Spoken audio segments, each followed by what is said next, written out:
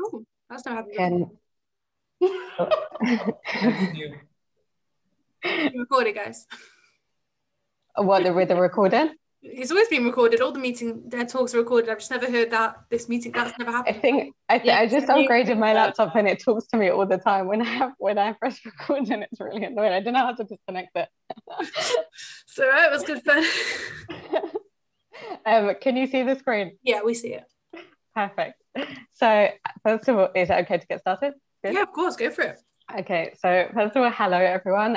For those of you who don't know me, my name is Dalia, and like Helena said before, I help people to find inner peace with food and their body without dieting. And I just want to ask you a question, first of all, before I get started, just with a raise of hands. How many people have done a diet in the past and felt that they're restricted or deprived or frustrated or disappointed with the results at some point? Yeah. Cool.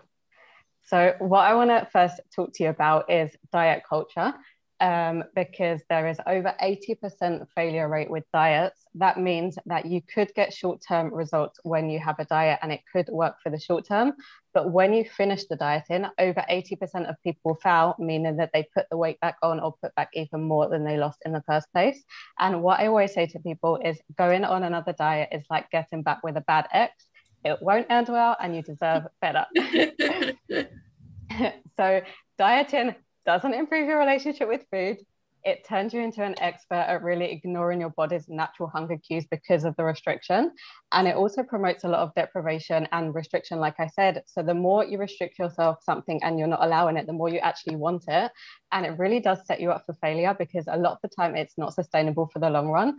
And what I can tell you is that eating 1,200 calories a day or restricting whole food groups isn't going to be sustainable for the rest of your life. And that's why it kind of doesn't work for the long term.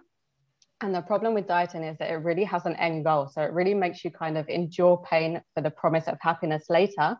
And the only way to really find peace with food and your body right now is to build new habits, and doing that by changing your mindset and identifying the beliefs and the underlying emotions behind that a lot of the time you avoid through using food. So I just want to share a bit about my own personal struggle with food, just to give you some context of why I'm speaking about dieting and inner peace from the beginning.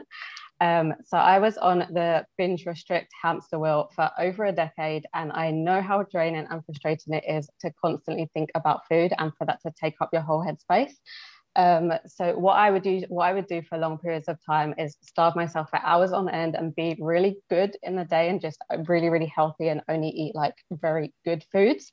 And then at night I would end up binging because I wasn't eating enough in the day and I would be really hungry. So it was very all or nothing thinking, like either really good or really bad, so very extreme. And it was either complete control and restricting, or binging and zero control and complete loss of control. And afterwards, I would feel like really disgusted and really ashamed and a lot of guilt. And every time I would say, this is it, this is the last time, it's not going to happen again. And I knew it was a problem, but it wasn't really spoken about, and I didn't know how to deal with it.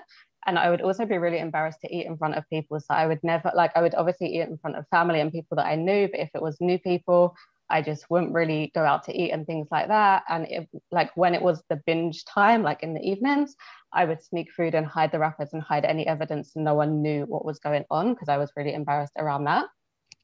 And I'm just going to go back a second. One of the biggest problems that I had is that physically I wasn't overweight because I was restricting a lot. So even though I was binging, afterwards I would kind of punish with the restriction side. So from the outside, everything looked good and no one could see that things were wrong. So this is just kind of a reminder for you, regardless of food, to not judge a book by its cover. And even if things look great from the outside and everything looks good, doesn't mean that there's not other things going on inside. So I want to first of all share with you some of the beginning of my own healing journey, and from there share with you the framework that I built that I help clients with today, and hopefully share with you some practical tools that can help you to improve your relationship with food too.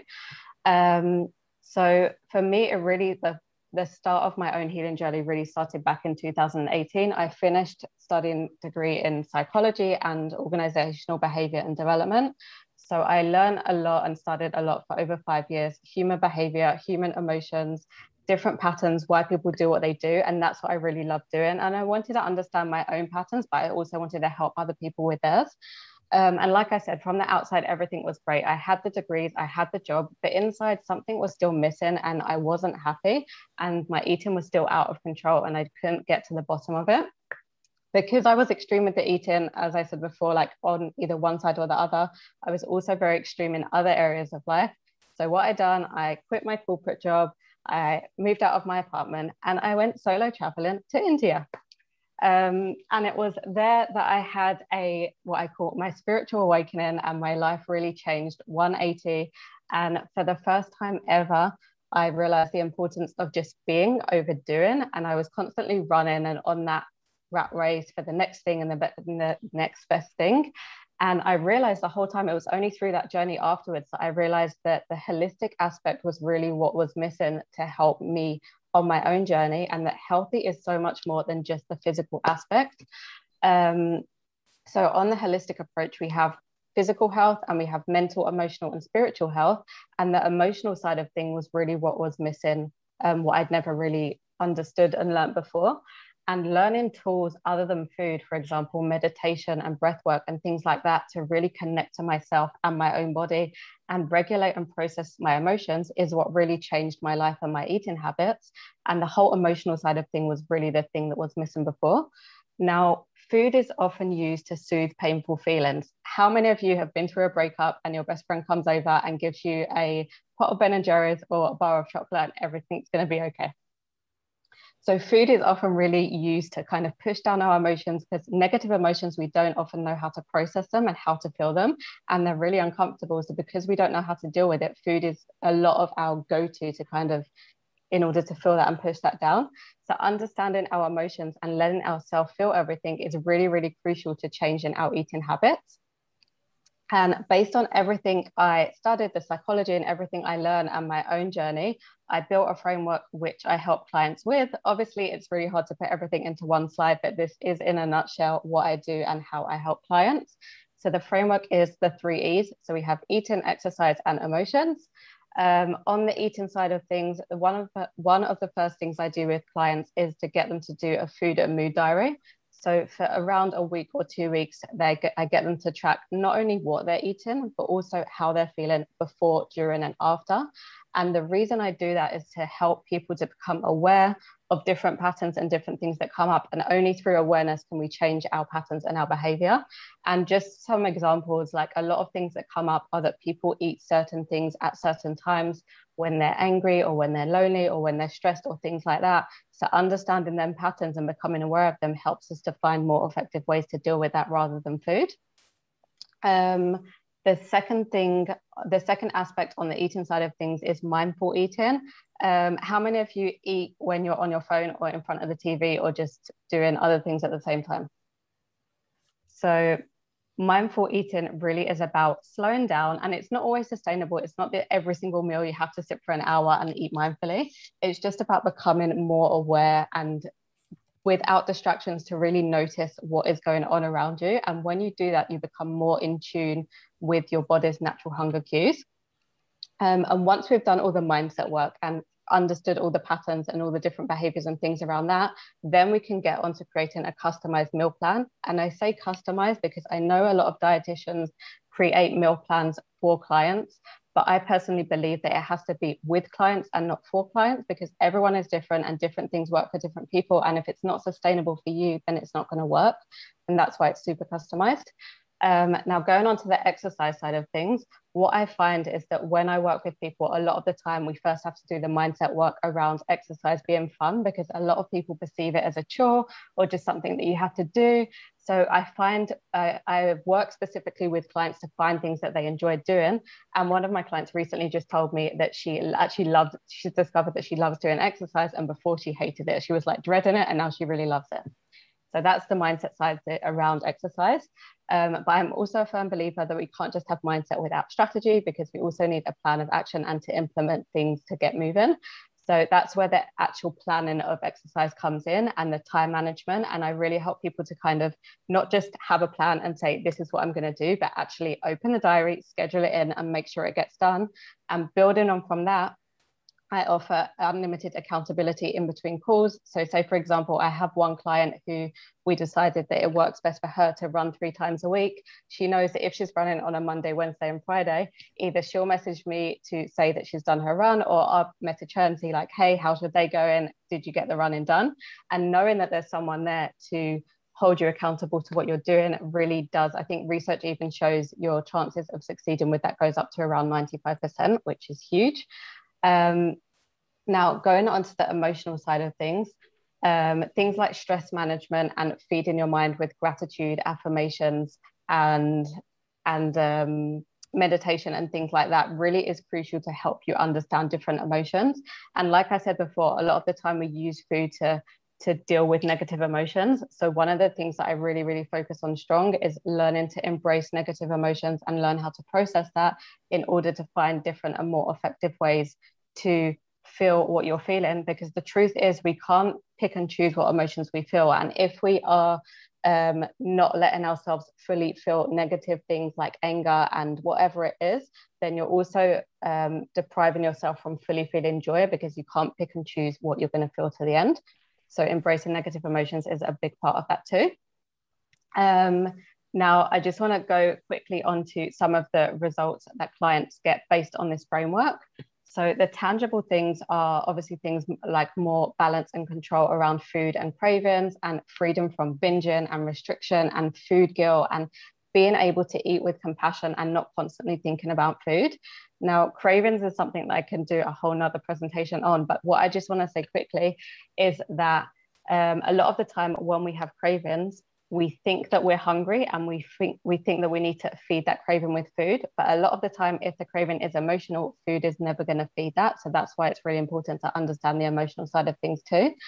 On the non-tangible results side of things, something that is a big thing that clients get is mental clarity and more headspace to think about other things, as well as self-compassion and being more kind to yourself and more confidence. And just a couple of different examples that different clients have experienced. One of my clients, for the first time after 20 years, has stopped binge eating. And not only has she got more freedom from her food, she's a self-employed hairdresser. And for 5 years, she kept her hairdressing prices at the same price because she just didn't feel confident and she didn't feel that she was good enough.